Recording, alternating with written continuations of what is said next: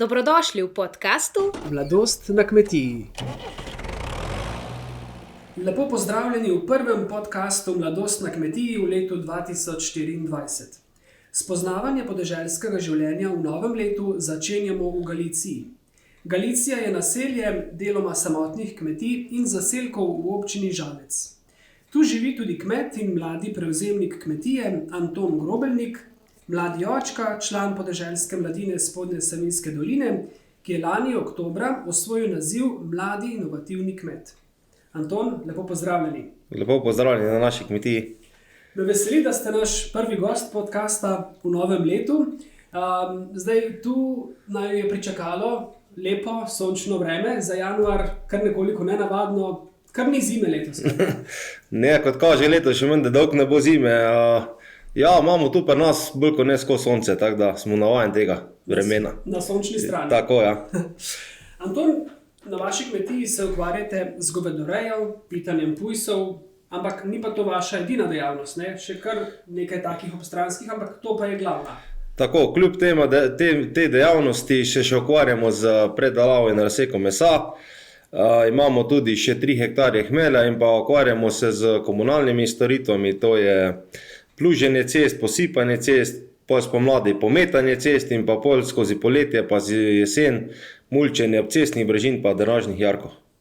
Torej, če bi nas zjutraj pričakal sneg, bi nam nekdo iz vaše družine prišel splužiti pot do vas. Splužil pa posul. To delate vi ali do drugih iz družine? Oče. Oče. Torej, delo je porazdeljeno. Tako, vsak ima svoj del. Kako pa je sicer velika vaša kmetija? Koliko površin obdelujete in koliko živali imate? Naša kmetija obsega 50 hektarjev površin, od tega je 35 obdelovalne zemlje, 15 hektarjev gozda. V samem hlevu se pa giblje tam med 80 pa 90 glav goveje živine, pa letno spitamo tam krog 200 prešičev. Je pa to v bistvu za letos, mislim za lansko leto je bilo to tako, da nam je vsega zmanjkalo, tako da mislim, da letos bo njih 250 sigurno. Bo treba povečati. Tako, ja, tako. Ja, omenili ste tudi govedo.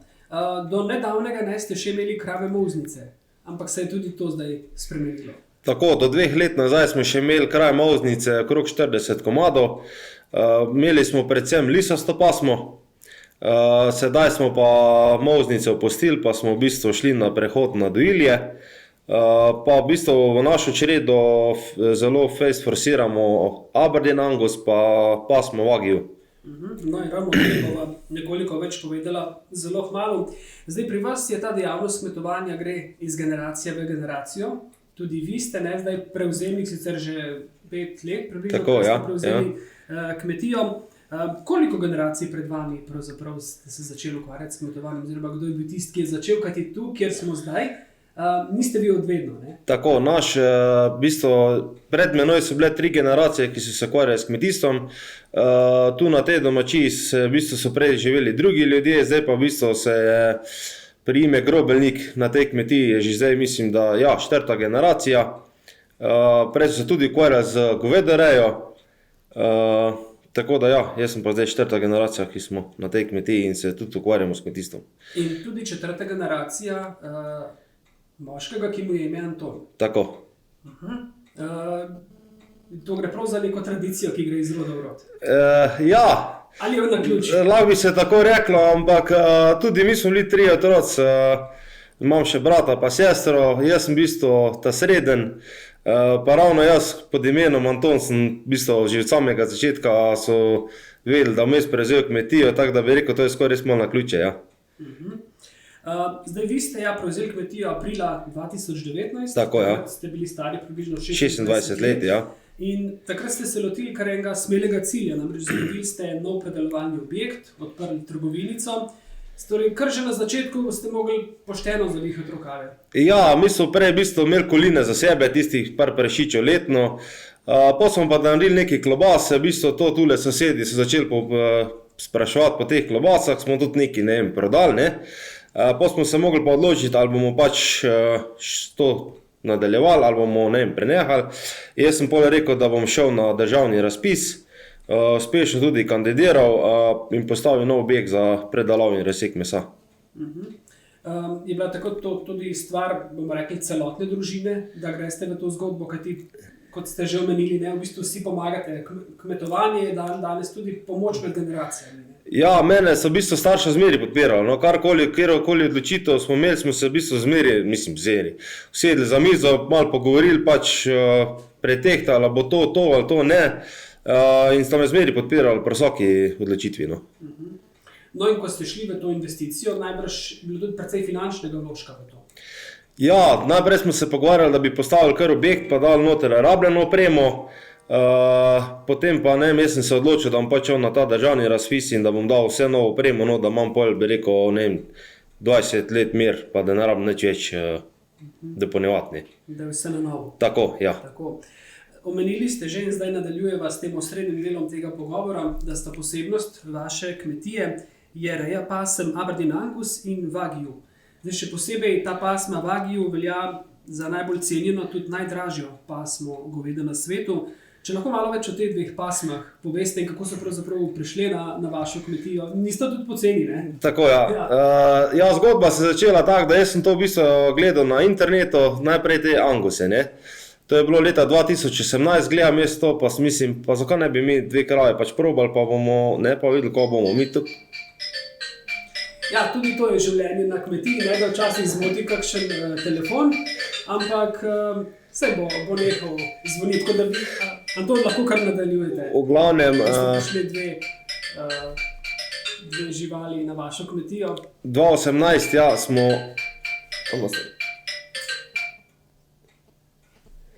Ja, prišli na kmetijo. 2018 so prišli na našo kmetijo, potem pa smo študirali, da bi to čredo povečali, ne? In sem se pač omenil z enim, ki vozi iz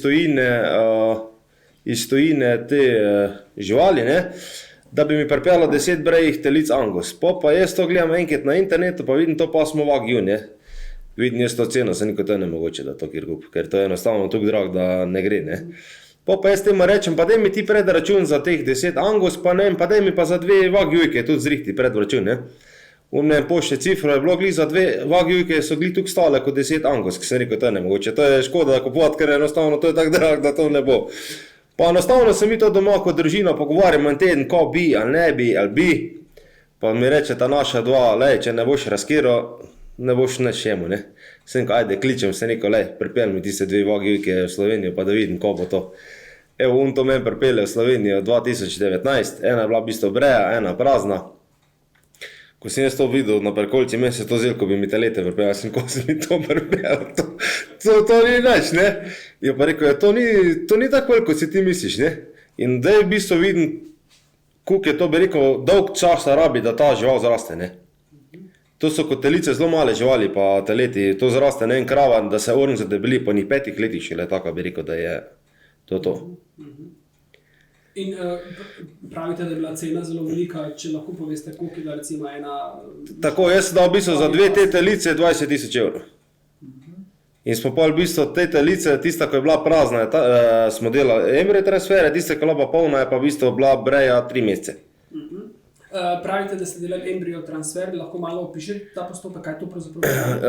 Embryo transfer, to pomeni postopek spiranja zarodkov in pa predstavljanje druge krave, to je pa sistem je tak, da to kravo Wagyujko smo semenili, poseben postopek, 4x5x se semeni, po enem tednu se te zarodki sperajo iz krave, se pod mikroskopom pogleda, kjeri so živi, kjeri ne, se ostavijo slamice in se pol v bistvu te nadomestne krave tudi prejši pripravijo, in se jih ostavi not pač in je kot nadomestna mama, ampak dobiš čisto pasmskega teleta. Ta zarodek ostavi v kravo druge pasme? Ja, tako, mi smo dali v naše pasme lisasto pasmo. In se je izkazalo za...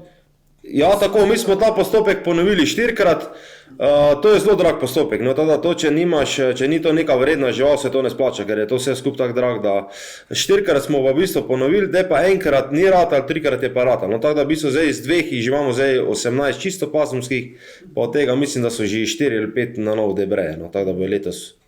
Se pravi, iz Wagyu jih je že 18? Tako, ja. Iz Aberdeen Angus? Jih je pa že kar, sicer Aberdeen Angus pa vsako leto tudi dokupujemo, ker tiste so cenejše, tisto dobiš, ne vem, zbrejo telico za 2000 evrov, smo jih lansko let kupili 10, tada tistih je pa že kar, mislim, da jih čez 30. potem že kar čredele poraste. Tako, ja. Ker mislimo lisasto pasmo prenehati, pa se iti na Angus in pa Wagyu pasmo. Ja, torej omenili ste že, da se ukvarjate s prirejo mesa, predelavo in prodajo svežega in zorjenega mesa, ter suhih domačih salam in drugih izdelkov, ampak vrhunec vaše ponudbe na vaši kmetiji je pa zorjena govedina. Tako. Kje pravzaprav zorite to govedino? Ko smo postavili ta nov objekt, sem si jaz zamislil tako komoro, kjer je, bi rekel, se temperatura, vlaga, vse kontrolira. Ko greš v klavnico iskati, točno odreže kose, take, ko bi rad imel, obesiš not in ti zori, v bistvu, mi zorimo vsaj 60 dni. Zdaj, kako pa je temperatura noter v teh? Temperatura v komori je 0 do 1 stopinje, vlaga je pa med 80 in 90%. Je pa še ena posebnost, da so te komore opremljene s himalajskim solnikom. Tako. Ja. To je tak solnik, katera vzdržuje vlago v sami komori in pa uničuje same te bakterije, ki so škodljive za meso. In se pravi, nekje 8 tednov zorite?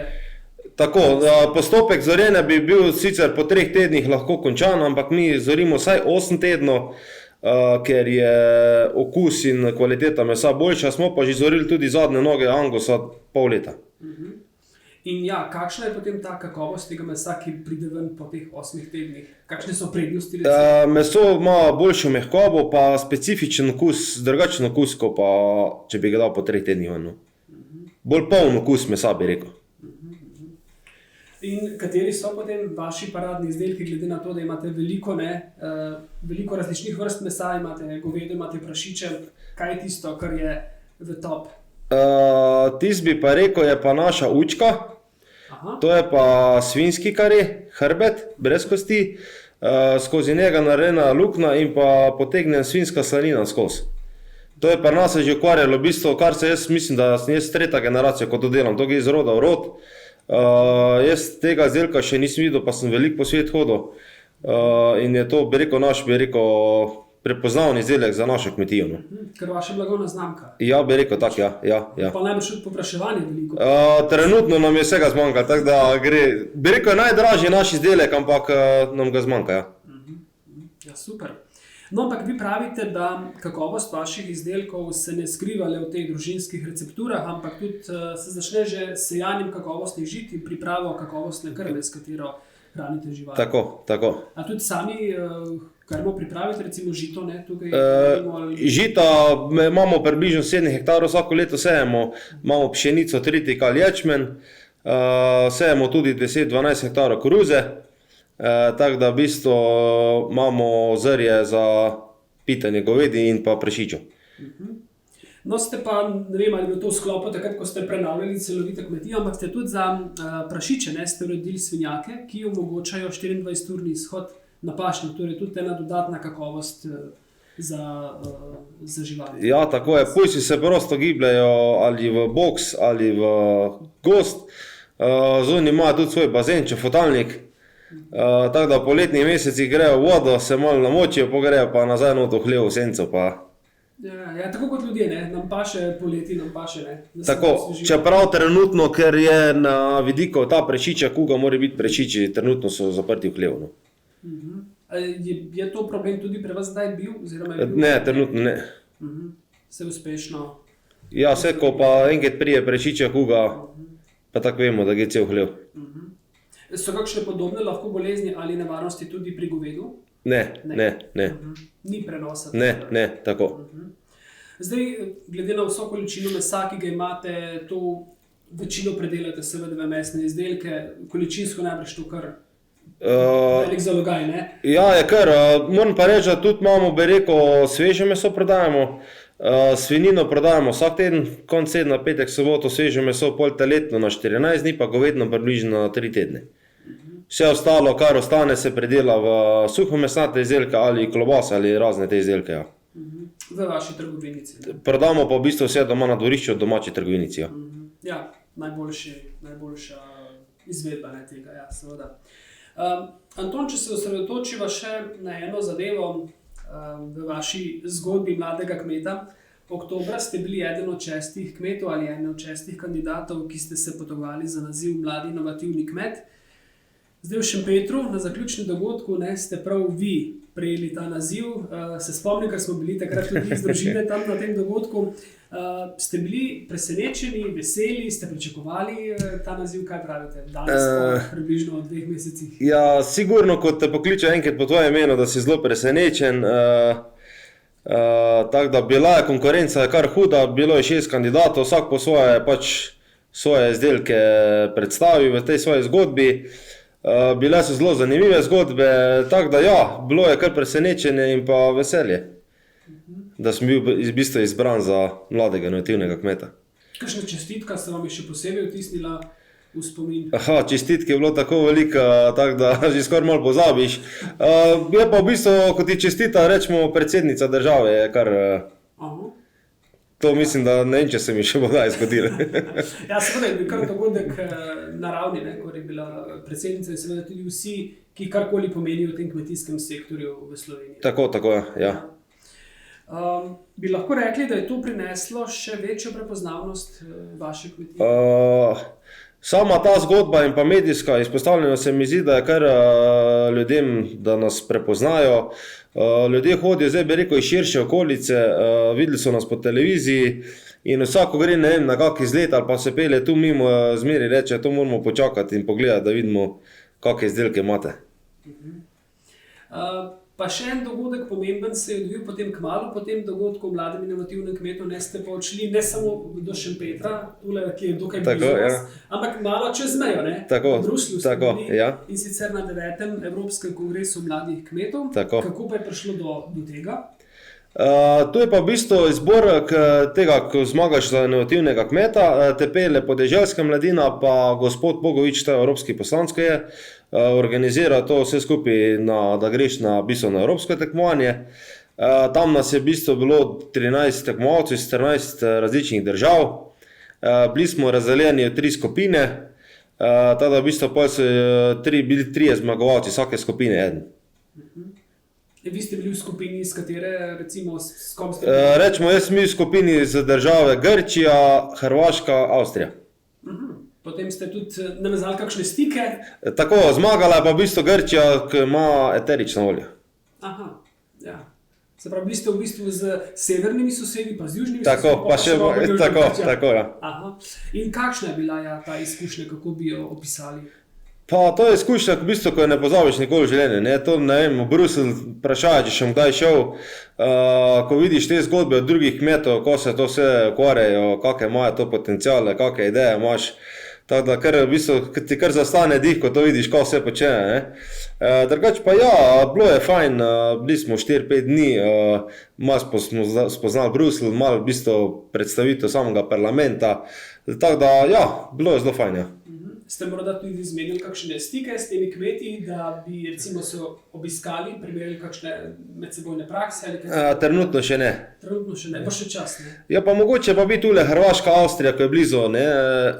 Če greš na izlet, se zmeri splača take stvari pogledati v živo. Ja, brez skrbi.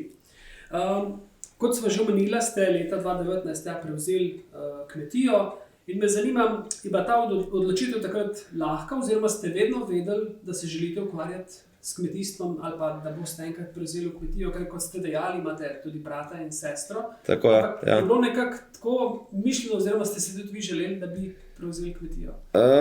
Pa ne vem, že od samega začetka sem jaz kazal, bi rekel, mislim, največji potencial, največje zanimanje za prevzem kmetije. Tudi sem bi rekel, največ bil doma za očeta, ko smo to vse skupaj rihtala. Tako da samo kmetijo v bistvu sem prevzel 2019 in to je pač bilo že prej določeno, pač se je že prej vedel, da bom jaz prevzemnik kmetije. No. Kako pa ja, se spominjate, če gremo zdaj še malo nazaj, zdaj smo govorili samo o obdobju zadnjih 5 let, pa zadnjih nekaj mesecev, ampak če greste še malo nazaj po spominu v vašo mladost in otroštvo, kako je bilo odraščati tule na kmetiji? Vidimo, obkroženi ste z gozdovi, s poljem, s hmeljem. Kako je bilo odraščati? Pa ne vem, kot otrok, ko smo odraščali na kmetiji, ne vem, to se mi zdi, da je življenje čisto drugo, kot pa ne vem, življenje v mestu. tukaj ne vem, lahko počneš karkoli, smo imeli se lahko igrali, noben nas ni bilo treba ahtati, ni avtomobilov, ne vem, zelo je fajn, no jaz se ne bi mogel privaditi zdaj, da bi mogel nekomu v mestu živeti, ne vem, če bi se lahko navadil. Ja, verjamem. In je tudi, zdaj, ko ste tudi sam, oče, 2 sinov, s partnerko Tamaro, imata družino, ona si preselila k vam, ne? Tako, ja. Se je že tudi ona navadila. Čeprav je rekla, da ne gre na kmetijo nikoli, ampak zgleda, da se je omekčala, pa je prišla. Koliko časa ste zdaj že skupaj? S partnerjem 13 let. 13 let. Ja. Sinova sta pa stara 6 in 3 leta, tako. Sta pa Nace in Filip. Tako.